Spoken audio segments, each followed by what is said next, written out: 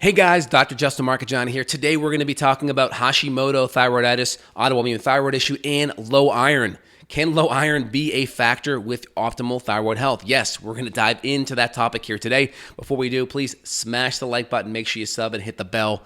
Love to get notifications of new videos coming your way for you guys. Also, put your comments down below. Love to see what you guys have to think as well, and we'll be responding to those.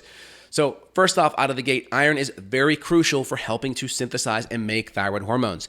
Again, guys don't have to worry about it as much because they're not menstruating every month. Cycling women are going to be menstruating for 3 to 7 days. They're going to be losing blood. There's a chance that they have estrogen dominance and or low progesterone. They could be excessively menstruating, causing low iron.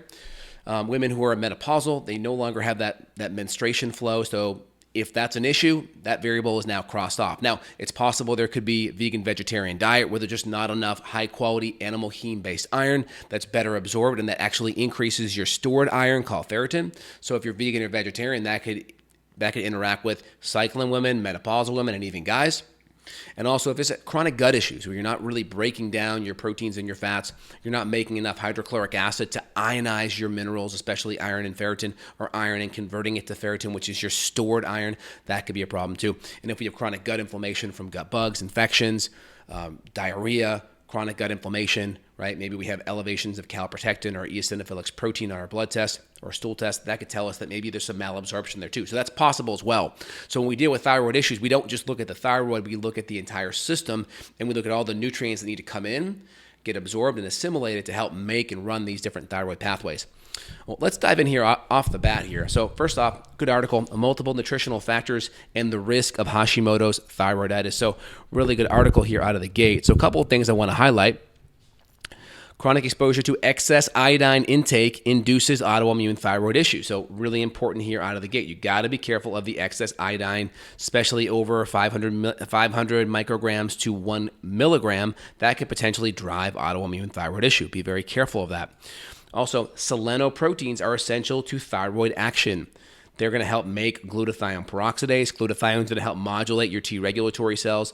It's going to also help decrease excessive hydrogen peroxide. When you go to make your thyroid hormone, there's a process called iodination, where you have these sodium iodine symporters that help bring iodine into the cell. That iodine, then you have this deiodinase enzyme that helps fuse the iodine with the tyrosine, and you have T4, which is your T4 is your inactive thyroid hormone.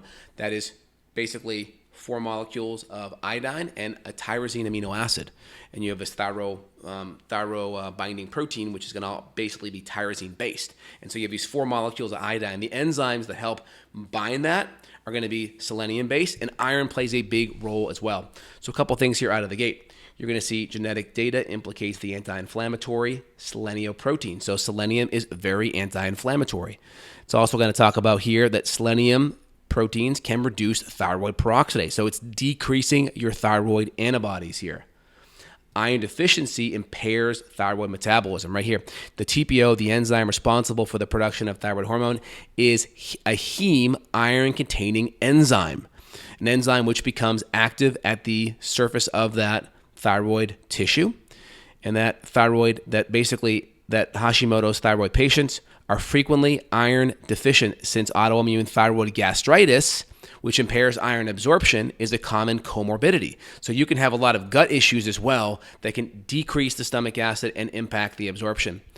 Treatment of anemic women with impaired thyroid function with iron improves thyroid hormone concentrations, while thyroxine and iron together are more effective in improving iron status. Lower vitamin D status has been found in Hashimoto thyroid patients as well.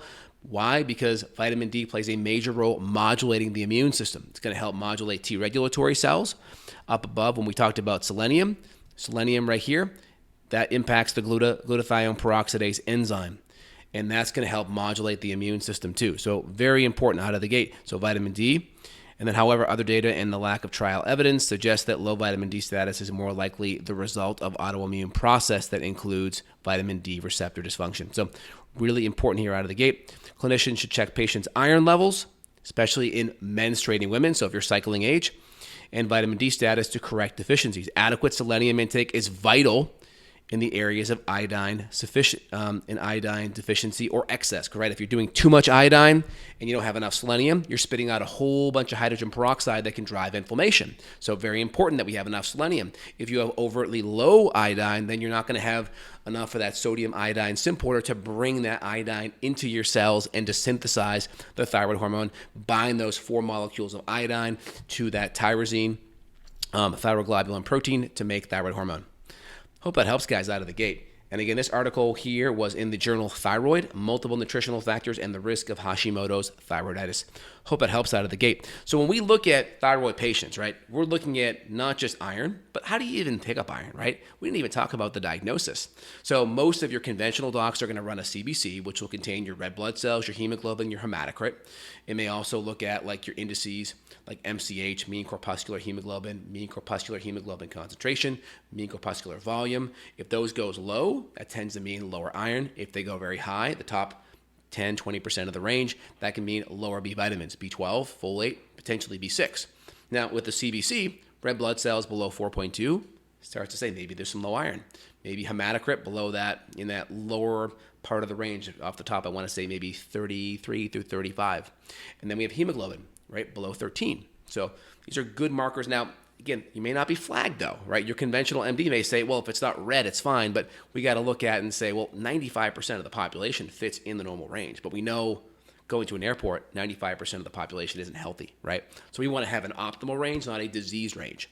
Your MD's working with a disease range. We want more of a functional optimal range. And so those numbers I gave you will help pick up more subtleties. Now, we can also run a ferritin.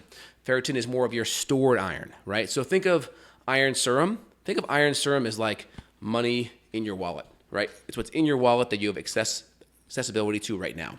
Think of ferritin as like money in the bank, right? Well, all your money that's in your bank may not be in your wallet, right? So it's just a good analogy. So ferritin gives you the stored iron, where more of the iron serum is what's in your wallet, what's in your purse, what's accessible right now. And so running ferritin is helpful. Looking at iron saturation, we want that 25 or up. Ferritin, I want 30 to 40 or up is good, especially if you're a female. We want to make sure there's enough there. And then if you're testing, test within that week or so after your period, after your menstruation, because if you feel really depleted and tired, it's possible you could have just really depleted your iron. It may take you a week or two to come back, and then you're ready to start the process all over again. So you're living this vicious cycle, and you really have to get to the underlying issue of estrogen dominance, low progesterone. Maybe we're having hormone detoxification problems. That same glutathione peroxidase enzyme that's important for selenium and autoimmune inflammation, well, that may also help with detoxification of hormones too. So you see how everything's kind of connected here, right? And then, of course, they talked about the autoimmune gastritis issue. The gastritis plays a big role because all the nutrients that run these systems, they all have to get absorbed through your gut. They go into your bloodstream. They get utilized, absorbed, and assimilated. So we have to look at everything holistically. So iron does play a role. Animal-based iron will be the best. If you're just saying, well, look at my spinach, it's got a lot of iron on there, that does not move the needle when it comes to ferritin that much. It will not move that needle. If not, you would never see vegans or vegetarians that are eating green vegetables get anemic, but you do all the time because there's heme-based iron and non-heme-based iron. Okay, heme-based iron is going to be your animal meat, your animal protein, and your non-heme-based iron will be like your spinach. Yeah, it says high in iron in there, but how much are you absorbing? How much it's actually impacting your ferritin and bringing up your hemoglobin? Not that much. So you need to really work on the animal products. And also, if you have gut issues, you need to also be able to ionize your minerals. So ionizing essentially is acidity breaks that mineral down so it can be absorbed in the bloodstream and can flow around and be moved and transported. If we don't ionize it, if we don't use that acidity, break it down and make it movable, then we can't transport it and use it in our body. So we need good hydrochloric acid to be able to create that ionization, activate the proteolytic enzyme so we can break down, absorb, and utilize. All right, so just to kind of recap here, iron plays a very important role. The enzymes that iron activates helps make thyroid hormone, and also the T4 and T3 also require selenium too. And if you're having problems absorbing iron, you may also have issues with selenium too. But if you're a female, you have to fix the hormonal imbalances that are driving the bleeding problems. If you have gut issues, you have to also fix that. It's not as simple as just taking iron. And then also, if you have a vegan vegetarian diet, you have to change that. And if you're having a hard time eating meat, you probably have low stomach acid and enzymes. Now, that being said, products that I use, I have a product called Iron Supreme, which is an iron Glycinate, which is very well absorbed. A lot of the conventional medical doctors are going to use like a ferrous sulfate, turns your stool really dark, not as well absorbed. So I like the iron bisglycinate. My iron supreme, we'll put the link down below. And also, if you're really sensitive, we may also even add in like an iron in liver glandular, because iron's very high in liver glandular tissue. So we may use grass-fed, pasture-fed kind of beef, for instance. That's going to have extra vitamin A. It'll have some B12 in there, and it'll have some extra iron. We may do 3 to 6 capsules or tablets a day of a good quality liver beef that's pasture-fed, grass-fed. So we can choose kind of both those options. If we have to go fast or something, we may want to use an iron chelate, like a bisglycinate, to bring that ferritin level up faster. All right, guys, hope you enjoyed. If you want to dive in deeper, you need more support, there'll be links down below to reach out to my staff and team if you want to dive in and get functional medicine support worldwide. That link will be there for you guys. All right, feel free and share with families and friends if you enjoyed it. Take care, guys. Have a good one.